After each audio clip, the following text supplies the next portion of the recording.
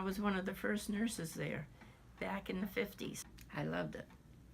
Yeah, I truly did. I had a marvelous time working with the children and the staff there.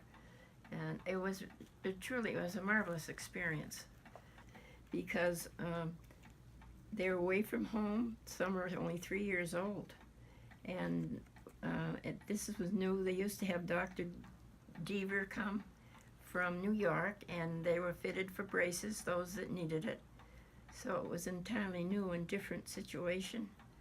We had children with hydrocephalus, and I remember one young man, he lived for quite a while, even after I was there, and his name was Billy. He had a large head of hydrocephalus, and I was taking him down to eat one day, and there were some guests came in. They said, "Look at that little boy's a big head," and Billy turned around and said, "And yes, some people have big mouths."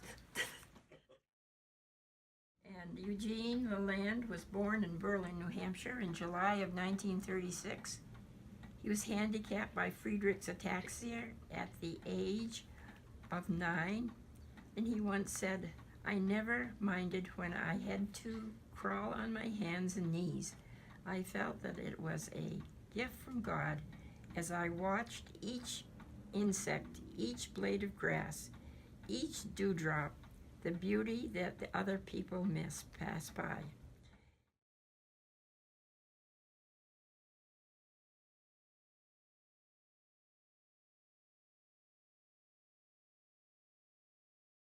I think art and creativity is instrumental for therapy sessions because when you think about it, that's what there is to talk about, our passions, what we're excited about. And really, we want speech therapy, just like any other therapy, to be fun and engaging. I think art and creativity really helps, especially our students, engage with the world around because they might not necessarily be able to carry on a conversation like you or I would. But seeing somebody else painting and realizing, oh, I can paint too, and kind of having that shared interest and that shared expression is really big for students to see. We might not be able to have a conversation as typically maybe somebody else would, but we can kind of express ourselves and share meaning in what we draw and what we make.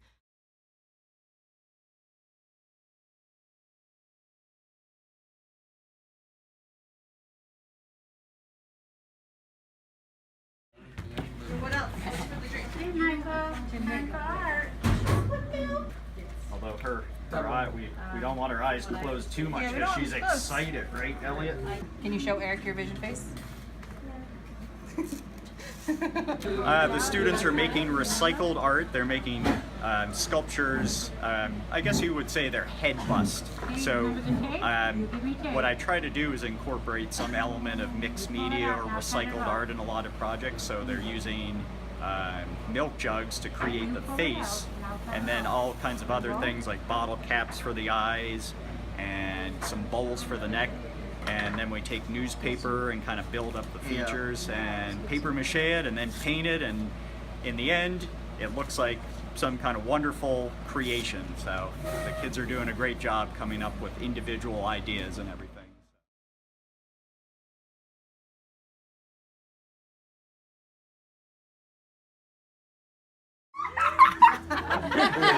I wish I would have caught that on track.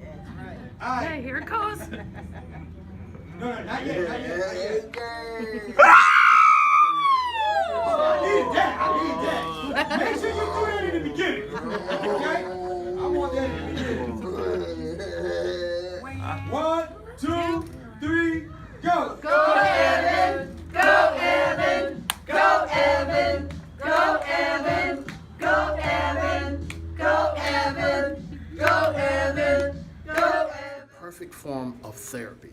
So it gives a voice to the voiceless. You may be going through a tremendous trial.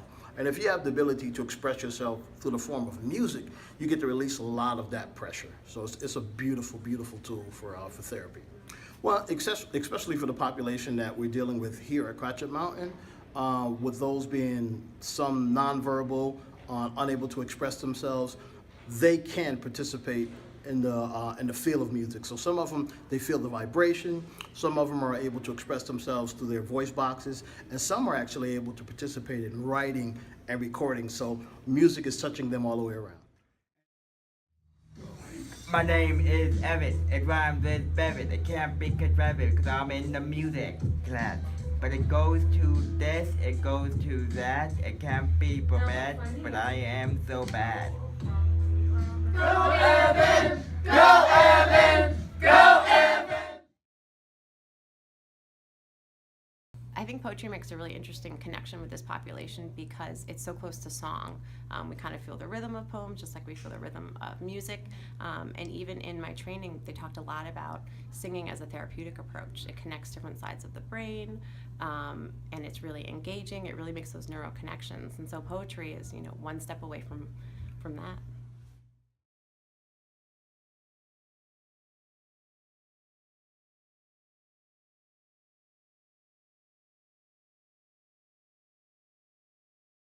Everyone should shed tears. His tears are wonderful things. They express our feelings in many ways. All differently. They are sweet tears of joy. That seem to be when our cup overflows. Delicate tears of love. Warm and full. Nice job. That was Carly's. And it was, so I went to get Carly's rice. White flowers bursting into bloom. With a promise.